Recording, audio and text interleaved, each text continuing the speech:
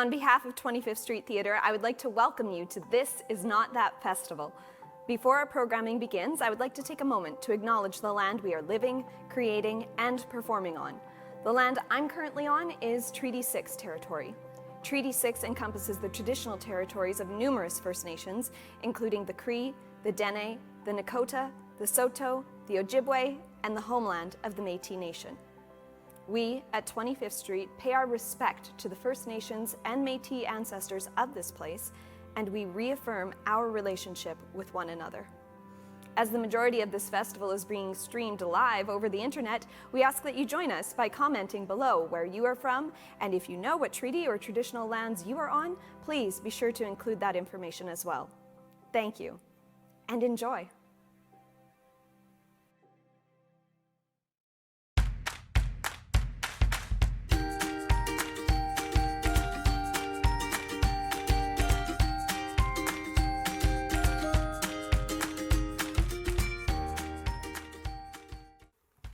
Hello, fellow collaborators. Bonjour, mes collaborateurs et collaboratrices.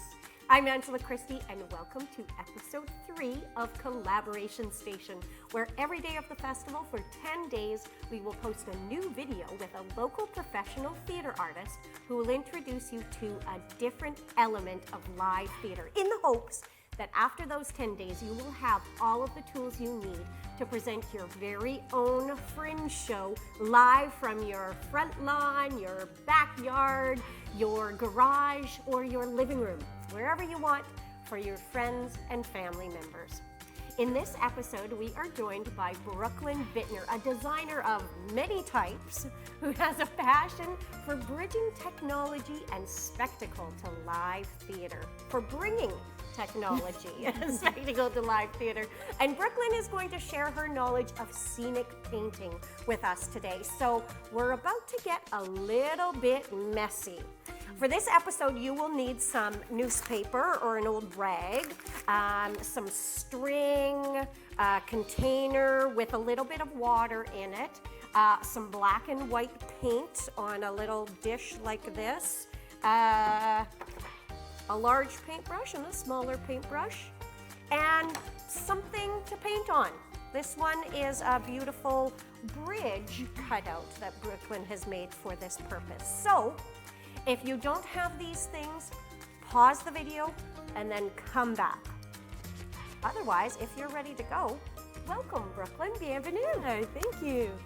All right, so yeah, today we're going to paint the bridge from the story, The Three Billy Goats Gruff.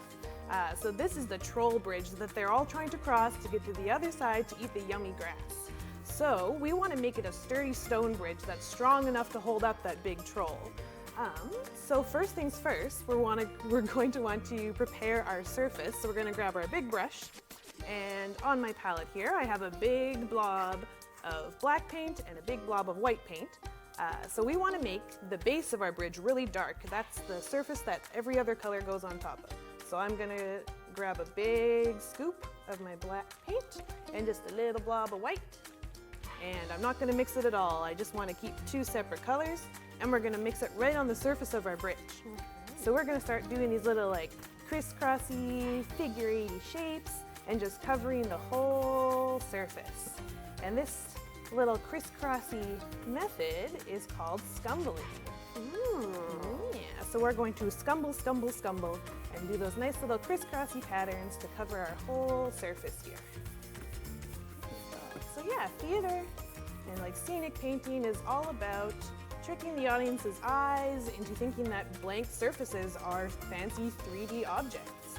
Right, because I don't have a stone bridge Exactly. at my house.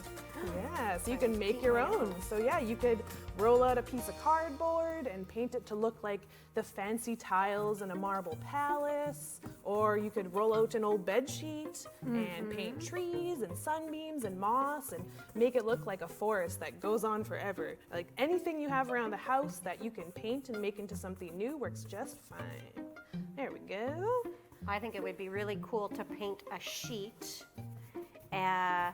in this and then put it over top of like some chairs or something Yeah. to make it bigger and yeah. You can prop it up on your front lawn in the grass. Yeah. Use like another sheet as a river if you want underneath. Yeah. Anything you can do to bring an object and turn it into something else. Yeah, exactly. There we go. So I'm just gonna do half here so we can Oh, yeah, go okay. quick. Okay, So I'm keep just going while gonna you grab my talk. little brush next, whenever Okay. you're ready. And I'm just going to, on my palette this time, I'm gonna make a little bit of light gray. It doesn't need to be perfect. I just need a lighter color than my background. And we're just gonna do a really messy outline of some rocks. Because if you look at rocks in real life, they're not perfect little circular blobs. They're full of rough edges and bumpy bits. So we're trying to bring those to life on our bridge here. So I'm just gonna make, oh, maybe there's a little one here, little baby one, and a big one up in the corner. So I'm just gonna draw a whole bunch of messy little shapes.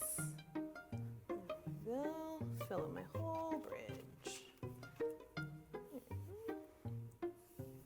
So yeah, so right now we're using a paintbrush, but actually I only use a paintbrush about not even half the time that I'm doing scenic painting, because most of the time I'm using other fun materials to make fun textures. Because yeah, just like these rocks are lumpy and bumpy, a lot of the real world is lumpy and bumpy and full of fun textures and patterns, and everything's not just smooth and flat colors.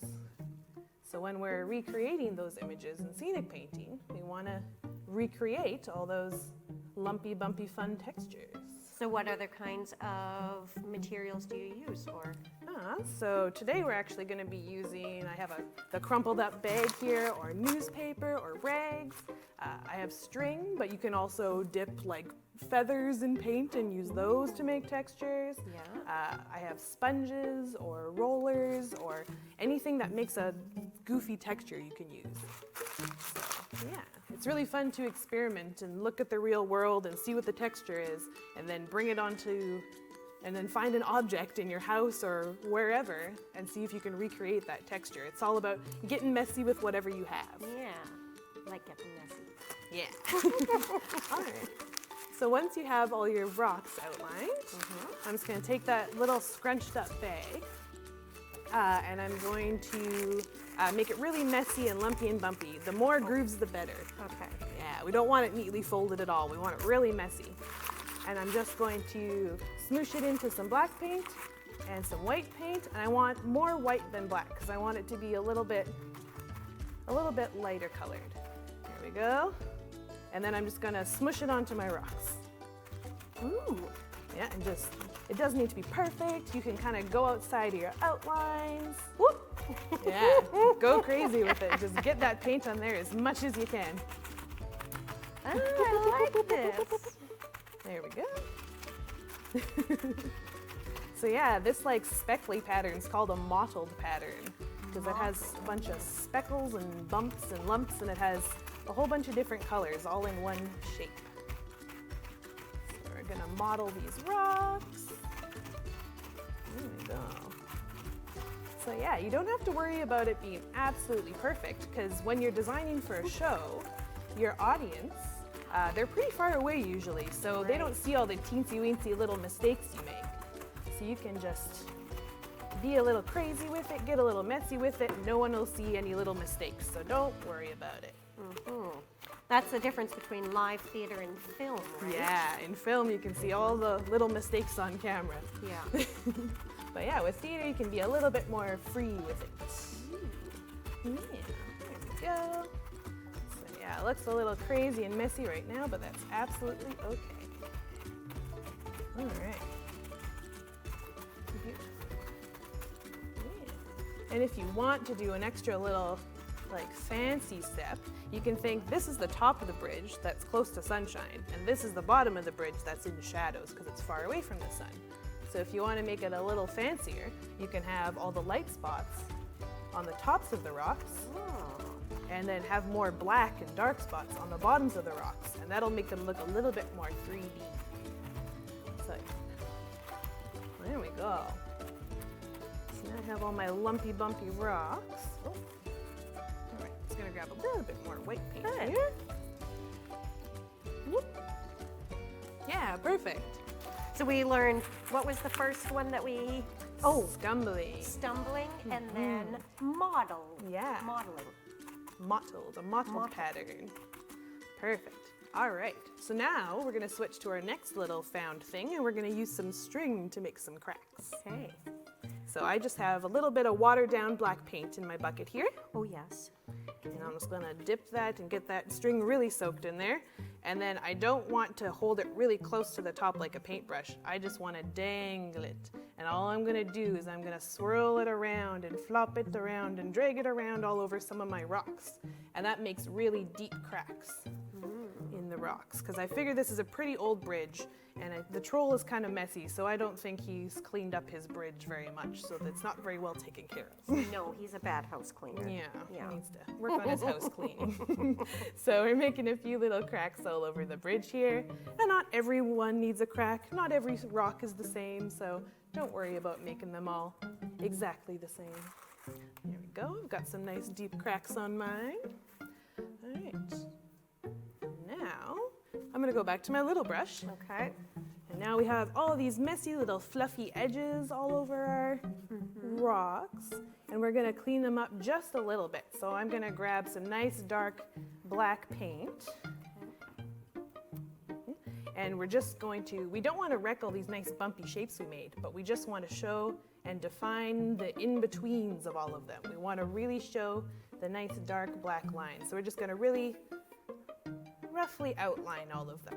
So you can wiggle your hand, you can twirl your brush a little bit.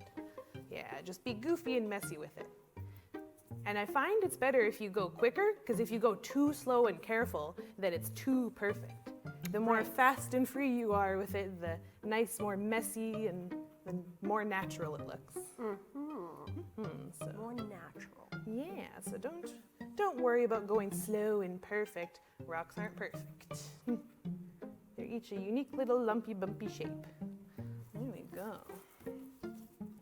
Now I've outlined all those nice little rocks. I realized I should have maybe either made my shapes closer together or gone outside of the lines a little bit more, because I like how yours is. Yeah, mine's a little I've more got bumpy. too much space, too much. Yours looks nice. Yours looks more like a palace one. It's very clean and nice, well taken care of. Mine's the rustic one, and yours is the the fancy one. Okay, perfect. That's what I was Perfect. going for. Yeah, it's lovely. Yours is the good housekeeper troll. Yes, there we go. Awesome. So yeah, that's all there really is to it. Now this is very wet because we layered a whole bunch of paint on it all at once. Yes. So I wouldn't do anything else to this right now. It's really important that you work in layers when you're painting. So I would let this dry all the way before I add anything else to it. And some stuff that you could add to it is this one I did before. And I added some moss and mud and grungy bits to it to make it just an extra little bit muddy. So that was using just a sponge like this with a rough side. And I just dipped in a little green, a little brown, and just gently dabbed that on. And that just makes it look a little mossy, like it's been sitting next to water for a long time. I like that. Okay. Yeah, and then I also did something else with the sponge. I did some bricks.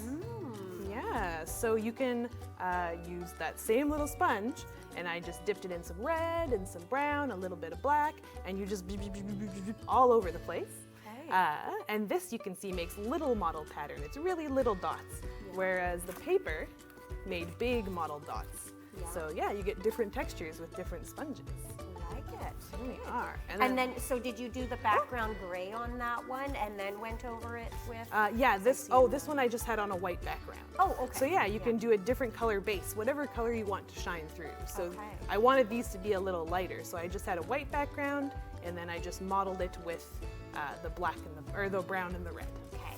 Yeah. Okay, perfect. And then wood pattern one. So this one I just took a brush, just like we did at the beginning, and I had more than one color on the brush at a time, and I just dragged it along the page, and it made the nice little wood grain. And then I wanted some deeper wood grain, so I used my string again and dipped it in paint, and just dragged it around and made wood grain on the boards. So in the end, it looks like a nice little wooden floor. Very cool. So yeah, there's all kinds of things you can do with the same materials. You just have to be creative and get a little messy with it. I like how you put instead of doing one color on one brush and then switching brushes, you put Yeah. all the colors on one brush all at the same time. That's the fun with scenic painting is you can just mix materials, you can blend it right on the surface, on your palette, whatever works for you. You just experiment and have fun. Awesome. That was so much fun, Brooklyn. Thank you so much. There you have it, folks. Brooklyn Bittner and scenic painting. Yeah, we're going to get cleaned up here. I'm Angela Christie, and this has been another episode of Collaboration Station, presented by 25th Street Theaters. This is Not That Festival, sponsored by SaskTel and the Community Initiatives Fund. If you liked today's video, subscribe to our channel, hit that like button, and tell all of your friends to join us again tomorrow at 11:30 a.m., where we learn about acting from moi. And if you feel prepared already to present your fringe show, email me at angela.christie@25thstreettheater.org, because I would love to see pictures of your scenic painting. Or I would also like to maybe come in person to see your play. I'd be really honored if you'd invite me. And if there are any parents who are watching, check out our digital performances happening nightly at 7:30 p.m. Until tomorrow, thank you and happy painting.